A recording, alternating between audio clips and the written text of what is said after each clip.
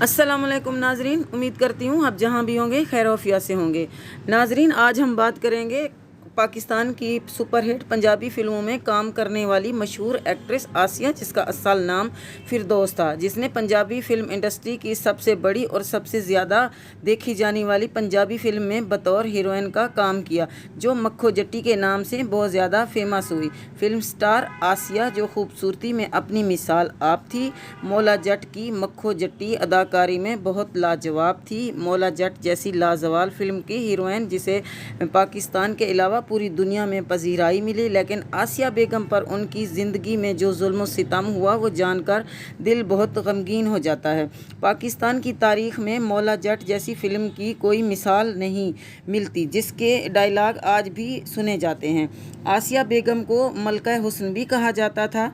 बहुत हसीन और बहुत पुरकशिश होने के साथ साथ पूरी दुनिया में फिल्म बेन उसके मदाह थे। बिजनेसमैन और जागीरदार उससे शादी करने के ख्वाहिशमंद होते थे। किसी ने उसको जलपरी कहा और किसी ने उससे चंबेली की कलियों के मुशाबे कहा। वो जितनी खुश नसीब थी उतनी ही बदनसीब भी थी। वो पहली पाकिस्तानी एक्ट्रेस थी जिसका मामू उसका प्रोमोटर था और वो अपनी भांजी का सौदा करते हुए उसे ज़रा भी शर्म नहीं आती थी। वो वाहिद अदाकारा थी जिसके मामू और उसका बाप जुए में हार देते और उसे उसकी कीमत चुकाने के लिए मुफ्त फिल्मों में काम करना पड़ता था।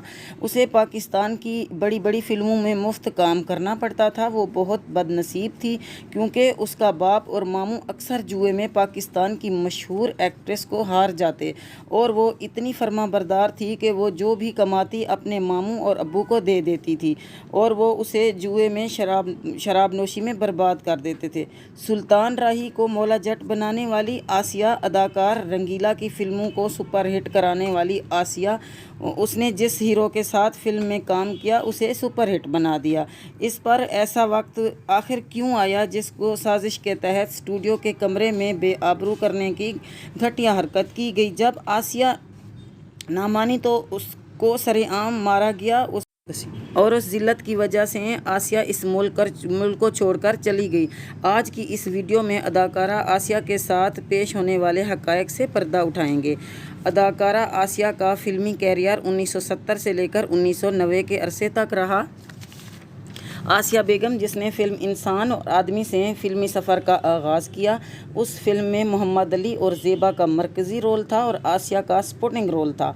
आसिया बेगम इस कदर हसीन थी कि देखने वालों के होश उड़ जाते। पहली फिल्म की कामयाबी के बाद फिल्म साज रंगीला की नज़र पड़ी और एक दफ़ा आसिया बेगम जब स्टूडियो जा रही थी तो उस पर रंगीला के असिस्टेंट जावेद रज़ा की नज़र पड़ी तो आसिया बेगम को रंगीला के दफ्तर ले गए।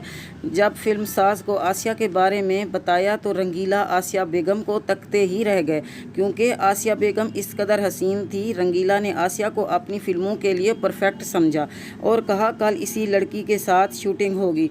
उस वक्त फ़िल्म दिल और दुनिया की शूटिंग हो रही थी और इस फिल्म में पहले दीबा बेगम को कास्ट कर लिया था और उस फिल्म का एक गाना दीबा पर पिक्चराइज भी हो चुका था। फिर भी रंगीला ने कहा दीबा के बजाय आसिया इस फिल्म की हीरोइन बनेगी और फिल्म दिल और दुनिया की हीरोइन आसिया बन गई। उस फिल्म के रिलीज़ होने के बाद हर तरफ आसिया के चर्चे होने लगे। हर फिल्म साज आसिया को ही कास्ट करने लगा क्योंकि आसिया हर लिहाज से पंजाबी फिल्मों के लिए मौजू थी और पंजाबी फिल्म की जट्टी थी। लंबी हाइट, खूबसूरत नैननक्श, दिलकश मुस्कुराहट, जिसे अल्लाह ने फुर्सत से बनाया गया हो। आसिया जैसी अदाकारा का कोई जवाब नहीं था। मौला जट की कामयाबी के बाद आसिया लाहौर के पोश इलाके में एक कोठी किराए पर ले ली थी। आसिया बेगम 70 की दिहाई की टॉप हीरोइन बन चुकी थी। आसिया का इतनी ज़्यादा करना में एजाज़ से कम नहीं था। आसिया बेगम की खुशकिस्मती थी कि उसको बेहतरीन डायरेक्टर और बेहतरीन अदाकारों के साथ काम करने का मौका मिला, लेकिन कुछ कहते हैं आसिया बेगम को मुतारफ़ करने का सेहरा मारूफ डायरेक्टर रियाज शाहिद को जाता है, जिसने अपनी फिल्म गन्नाता में 1970 में बनाई, उसमें बतौर हीरोइन कास्ट किया था। आसिया बेगम का उन खुशनसीब अदाकारों में शुमार होता था जिन्हें रियाज शाहिद, शबाब किरानवी, रज़ा मीर, हसन तारिक, एस सुलेमान, असलम डार जैसे बड़े हिदायतकारों के साथ काम करने का मौका मिला। آسیہ بیگم ایک طرف تو ترقی کر رہی تھی، دوسری جانب اس کی زندگی عذاب سے کم نہ تھی۔ فلموں میں اس قدر کامیابی اور دولت کمانے کے بعد وہ کرائے کے گھر میں رہتی تھی، کیونکہ اس کی تمام دولت اس کے ماموں اور باپ شراب اور جوئے میں اجاڑ دیتے۔ پھر ان کے اوپر ایک رات ایسا وقت بھی آیا کہ ایک گھٹیا انسان نے اس کے اوپر بدنامی کا اسٹیمپ لگا دیا، جس کی وجہ سے آسیہ بیگم نہ صرف فلموں سے دور بلکہ وہ پاکستان کو ہمیشہ کے لیے چھوڑنے پر مجبور ہو گئی۔ وہ شخص تھا کیمرہ مین ریاض بٹ، جو فلم انڈسٹری میں سب ایکٹریس کو اپنی ہوس کا نشانہ بناتا تھا۔ اس وقت لڑکیاں کیمرہ مین کو ڈائریکٹر اور پروڈیوسر سے بھی زیادہ عزت کرتی تھیں، اور وہ سمجھتی تھیں کہ کیمرہ مین چاہے تو وہ انہیں راتوں رات سٹار بنا سکتا ہے۔ اسی وجہ سے ہیروئن ان کیمرہ مین کی ہوس کا نشانہ بنتی رہتی تھی، لیکن آسیہ بیگم ایسی نہ تھی۔ وہ اسی وجہ سے فلم انڈسٹری کو خیر باد کہہ دیا اور ملک چھوڑ کر بینکاک چلی گئی اور وہاں کے بزنس مین سے جا کر شادی کر لی، جس کا نام تھا فاروق، جو پہلے سے آسیہ بیگم سے شادی کرنے کا خواہش مند تھا۔ فاروق نامی شخص نے بھی آسیہ بیگم سے وفا نہیں کی۔ آخر آسیہ بیگم نے اس درد بھری زندگی کو چھوڑ کر 2013 کو ابدی نیند سو گئی۔ ناظرین، اگر میری ویڈیو پسند آئی ہو تو میری ویڈیو کو لائک کریں۔ اگر آپ میرے چینل پہ نئے ہیں تو میرے چینل کو سبسکرائب کرنا مت بھولیے گا اور بیل آئیکن کو دبائیں۔